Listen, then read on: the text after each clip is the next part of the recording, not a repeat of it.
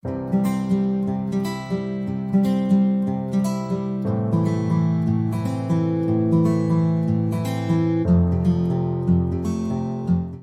good morning to all of you. Welcome to our Check-in Wednesday, where today we are talking about handling a personal crisis.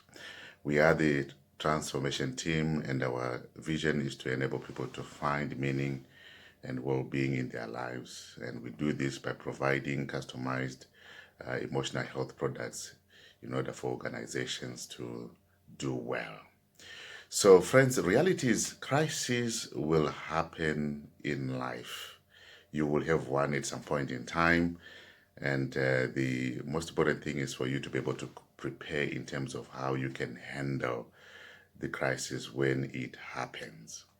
And let's just begin by defining what a crisis is. So, a crisis is something that um, comes your way, which will leave you in a state of being completely off balance emotionally.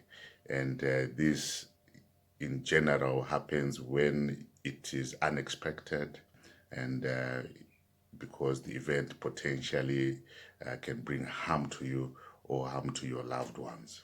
So that is a crisis. And in a crisis situation, reality is you feel you are not in control. And what I just want to say to you guys is this: expect a crisis at some point in time in your life. You must expect that. So crisis can actually happen to you unexpectedly. Uh, it can be the loss of a loved one, your wife dies, or your husband dies, or your boyfriend leaves you. You can be involved in an accident and you are told you need to be amputated. Or one day you just wake up and you discover you are diagnosed with cancer. So anything can happen to anyone. And what I've observed in working with a number of people is that the key to handling a crisis well is actually preparing for one. And I just want to say to all of us, the reality of the crisis is when it is a national crisis, guess what? You may not be able to feel the impact because it is something that is far and removed from you. But when it becomes a personal crisis, it is important for you to know how to handle one. So how can you handle a personal crisis? So there are just four, 5 things which I just want to share with us quickly. Number one is the following: in a personal crisis, hear this, friends, allow someone uh, you trust to assist you to handle the crisis. Remember what I mentioned, that a crisis will leave you confused, a crisis will leave you overwhelmed, a crisis can actually paralyze you in terms of even how you think. So it is important for you to then have somebody who you trust to be able to assist you handle the crisis.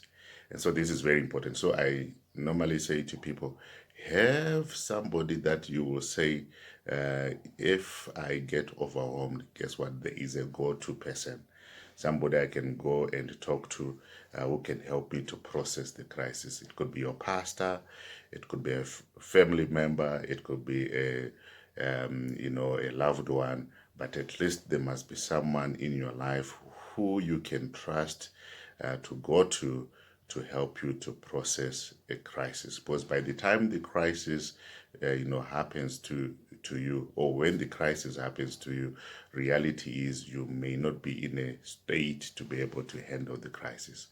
So that is the first thing to do: having someone who you can actually go to discuss the crisis, to work with you, to be able to handle the crisis with you. And that's very important. The second thing that is important is for you to be able to identify, uh, embrace, and handle the emotions or the feelings that come along with the crisis. And again, here you may need somebody to assist you to do that, somebody who has the skills. And it is actually probably important for you to go to a counselor, someone who is a professional who can help you to manage those emotions. Imagine, you discover all of a sudden that your husband has been cheating on you, or your wife has been cheating on you. I've seen people who fail to handle that crisis. They take a gun and they shoot somebody that and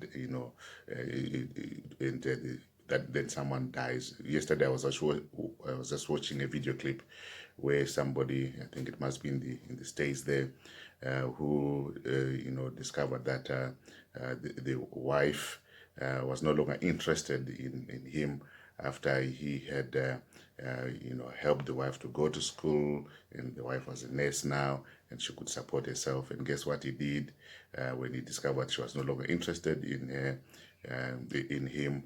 He then shot her dead. And this was actually captured on the helpline when they called. And hear this, it's because crisis will leave you emotionally drained. You can become confused. So check your emotions. Talk to somebody so that somebody can help you to process those emotions. Reality is this, friends, there are people out there, people who can actually assist you to handle your emotions, as crises always affect our emotions. So be assisted, which is the second thing here. Be assisted to identify, to embrace, and to then handle your emotions. That is something that is very important. In general, you can actually be confused when you're in a crisis. You can be angry towards people, you can have anxiety, and so, or sometimes even fear. And these emotions must be managed. Number 3, in a personal crisis, hear this, friends, be assisted to identify the problem that you need to deal with and to focus on how to handle that problem. So whatever the crisis is, it could be the fact that your husband has cheated on you. It could be that your loved one has died. It could be that you are told to have your leg amputated. Have someone to assist you to identify the issue, the problem that you need to actually resolve. This is something that is very important. It appears as if it is simple, but reality is, in a crisis, you may not even know what to do, where to go, what to actually handle, what is the issue to be resolved. So having somebody to help you to actually identify the problem is something that is very important. And then the person can then work with you in terms of handling that issue, which is my point number 4 here. Be assisted to then take appropriate action towards recovery from the crisis. So reality is, there is no substitute for deliberate action. When you are in a crisis, you will still need to do something about the crisis. Therefore, it is important for you to have someone to actually then assist you to take action. And sometimes these actions may be things that are small in nature. It could be things like just beginning by probably praying over the issue, or just exercising for you to be able to begin to think properly, or doing gardening with the person as you are maybe talking about the issue, and then finally beginning to say, hey, let's deal with this issue in terms of practical things. So if your husband has died, what then do you need to do in terms of livelihood, and what do you need to do in terms of practical issues like sending kids to school, things like where you need to go and stay, and how can you earn income. And so you need somebody to be able to help you to do that. Finally, what is important in a crisis, and this I encourage everyone to even think about it before the crisis happens, that in a crisis, hear this, maintain hope. It's something that we must tell ourselves, that whenever I get into a crisis, guess what? There is hope after the crisis. And it's important for you to maintain hope. So, friends, 5 quick things which I just wanted to share with you in terms of a crisis, because at some point in time, all of us, we will get into a crisis one way or another. So the 5 things are: allow a trusted person to assist you to handle the crisis, especially in the early stages of that crisis. Number 2, be assisted to identify, embrace, and handle your feelings. And number 3, be assisted to identify the problem you need to deal with, and then to focus on it. Number 4, be assisted to then take appropriate action towards recovery from that crisis.